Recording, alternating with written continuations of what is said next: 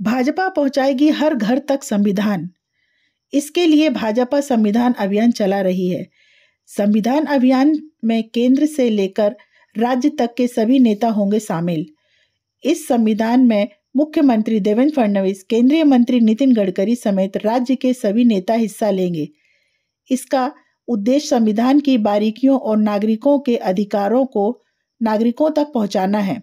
भाजपा ने देश में संविधान दिवस और संविधान को महत्व दिया है और संविधान का सम्मान कर रही है, तो कांग्रेस ने अपने समय में संविधान का उल्लंघन किया।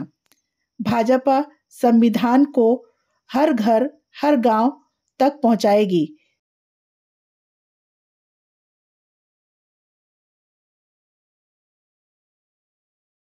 स्वातंत्र्याच्या 75 वर्षामध्ये ज्या पद्धतीने काँग्रेस आणि अलाइड पार्टीजनी संविधानाची पायमल्ली करत, मोडतोड करत, चुकीच्या पद्धतीने संविधान लोकांच्यापर्यंत पोचतं करत त्यांना त्यांच्या भावना भ्रमिष्ट करण्याचं काम केलं, ते संविधान समजून घेण्याची गरज आहे।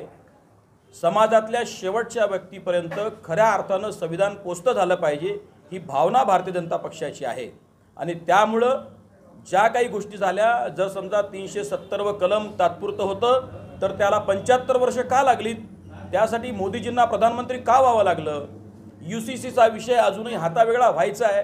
संविधान निर्मात्यांना आणि संविधानाला खरंच या गोष्टी अपेक्षित होत्या काय? आणि ज्या काँग्रेसच्या नेत्यांनी संविधानाला कधी मानलंच नाही, स्वीकारलं नाही, आत्मसात केलं नाही, ते लोक जर म्हणतील की संविधान बचाना है, तर या चुकीच्या गोष्टी या देशातली किंवा राज्यातली जनता कदापिही सहन करणार नाहीत।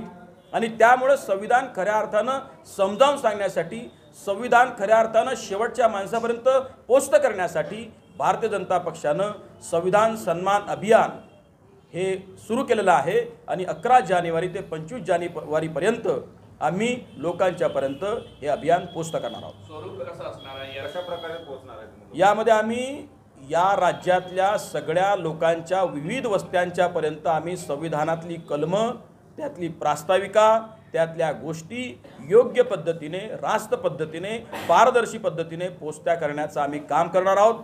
काही इंटेलेक्च्युअल्स लोकांच्या भेटीगाठी, त्यांच्याशी चर्चासत्र आणि इन हाऊस संमेलनं देखील या माध्यमातून, आणि त्यासाठी देशभरातली आमची ज्येष्ठ नेता मंडळी, मग प्रधानमंत्री आदरणीय नरेंद्रजी मोदी साहेब असतील, अमितभाई शाह असतील, माननीय नितीनजी गडकरी असतील, किंवा मग या राज्याचे लोकप्रिय मुख्यमंत्री देवेंद्रजी फडणवीस साहेब असतील, हे देखील या अभियानाच्या माध्यमातून देशभर आणि आपल्या राज्यामध्ये सभा घेतील।